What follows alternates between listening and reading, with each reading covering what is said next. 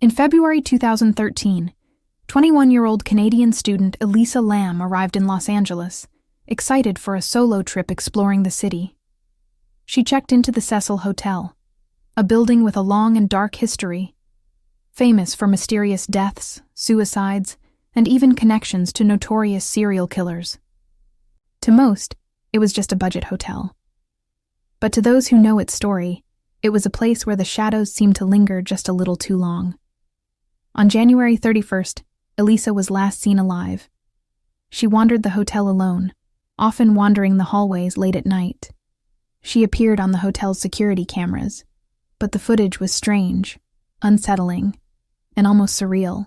In the elevator, she pressed buttons repeatedly, moving from floor to floor without reason. She peeked into the hallways, sometimes stepping in and out, as if hiding from someone, or something invisible. Her movements were jerky, anxious, almost panicked. And then, without explanation, the elevator doors closed, and she vanished from sight. For days, Elisa's family grew worried. No one had seen her. Meanwhile, hotel guests began to complain. The water tasted strange, pressure was low, and at times the water turned murky. On February 19th, maintenance staff climbed to the roof to inspect the massive water tanks. What they found sent a chill through the city.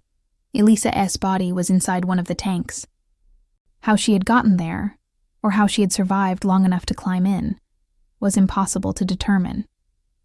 The tank was locked and required a ladder to access, yet no evidence suggested foul play. The Los Angeles County coroner ruled her death an accidental drowning, but the details were horrifying. Her body had been in the water for days, exposed to the elements. The hotel's dark past seemed to echo around her death. Decades of unexplained incidents, violent crimes, and disappearances. Guests who stayed after her death reported eerie experiences, strange noises in the hallways, fleeting shadows, cold drafts that seemed to come from nowhere. The footage of Elisa in the elevator has become infamous. Every movement, every glance down the empty hallways, every step in and out of the elevator doors feels like a silent scream. Viewers worldwide have replayed it, searching for a clue, some rational explanation. But none has ever fully made sense. Elisa Lam's story remains one of the most unsettling mysteries in modern times.